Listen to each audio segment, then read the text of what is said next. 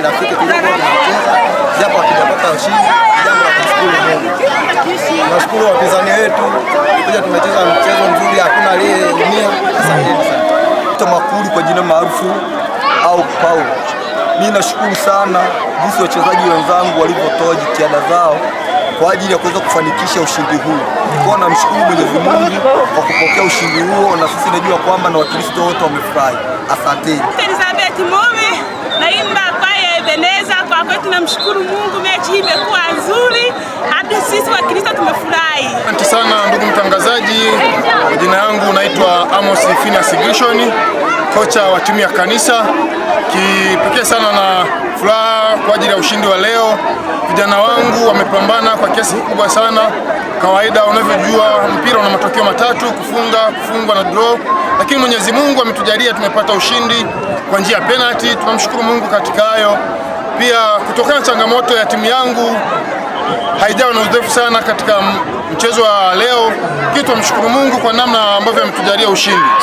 Nashukuru sana sisi wana kanisa la Mennonite Tanzania, tulikuwa leo na michezo, so tumeweza kucheza katika timu ya kanisa na timu ya kijiji cha Nyarero. Hivyo tunafurahi sana kupata ushindi kwa siku ya leo, kwa sababu ni siku nyingi tunapita kwenye vipindi mbalimbali na changamoto mbalimbali, tulikuwa na hamu sana na ushindi. Tunamshukuru Mungu. Na kwa kweli tunamshukuru Mungu sana kwamba mchezo umalizika vizuri, ambao ulikuwa ni kati ya timu yetu ya kanisa pamoja na timu ya kijiji cha Nyarero. Lakini pia tumie nafasi hii kuwapongeza washiriki wote, kwa maana ya timu ya kijiji cha Nyarero pamoja na timu ya kanisa kwa namna ambavyo wamekubali kushiriki kwenye mchezo huu. Lakini pia niwapongeze zaidi timu ya kanisa kwa namna ambavyo wamepambana kuhakikisha kwamba wanakuwa washindi kwenye mchezo huu. Mungu wa mbingu na nchi awabariki sana.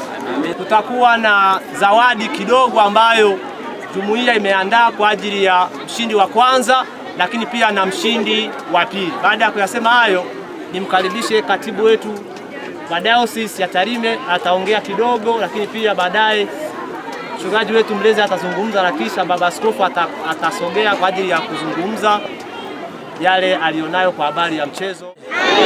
Mchezo oye! Nyarero oye! Wana kongamano oye! Nichukua nafasi hii kumshukuru Mwenyezi Mungu alivyotupa kibali, amekuwa pamoja nasi tangu mwanzo wa mchezo ulipoanza mpaka wakati huu.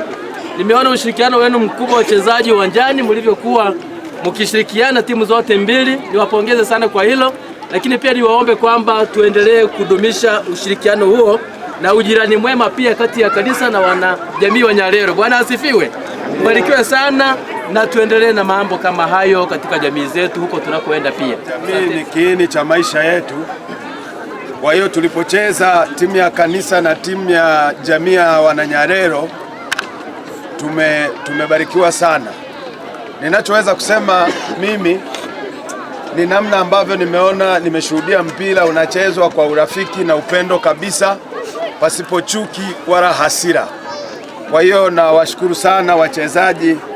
Ni kweli ninyi ni wachezaji mmekomaa, kwa sababu sijaona mchezaji mchanga uwanjani. Mchezaji mchanga ni yule ambaye anafanya vitu kinyume na taratibu za mpira. Kwa hiyo Mungu awabariki sana kwa namna mlivyofanya kwa viwango vizuri. Asanteni sana. Baada ya kusema hivyo, baba askofu, karibu kwa machache ulionayo. Hivi vimebarikiwa na Bwana.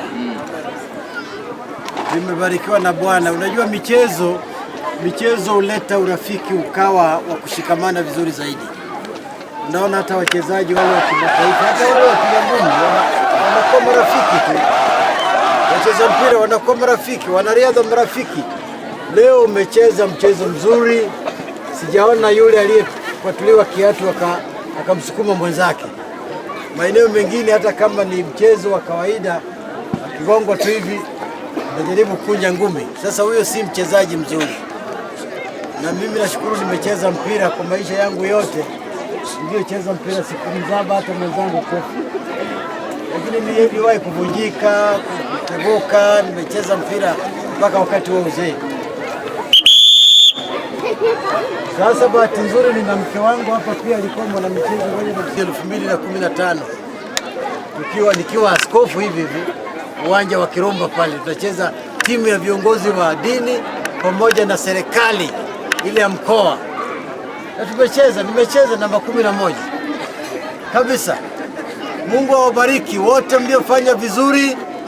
Mungu aendelee kuwapa uzuri huo, na anapata kreti 2 za soda, na aliyeshinda kuwa mshindi wa pili naye atapata motisha ya kreti moja. Haya, yule mshindi wa pili aje hapa pokee kreti yake, lakini chupa mrudishe. Haya.